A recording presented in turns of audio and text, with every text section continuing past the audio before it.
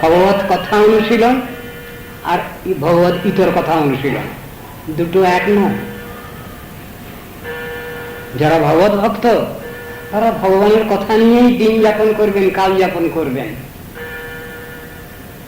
ওইটাই তাদের প্রতিজ্ঞা, ওইটাই তাদের ধ্যান জ্ঞান, ওইটাই তাদের সাধন ভজন, ওইটাই তাদের একমাত্র কর্তব্য। সেই কথা শিক্ষা দিচ্ছেন। আমরা যদি এই সংসারে ধীর স্থির চিত্তে সংসারের যাবতীয় বাধা বিপত্তি সবগুলোকে যদি ভগবত কৃপায় সহ্য করতে শিখি,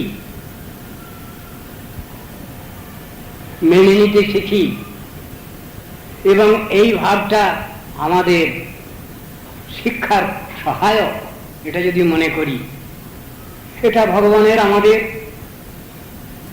ধৈর্য স্থৈর্য পরীক্ষা স্থল, এটা যদি বিবেচনা করি আমাদের কোনো অসুবিধা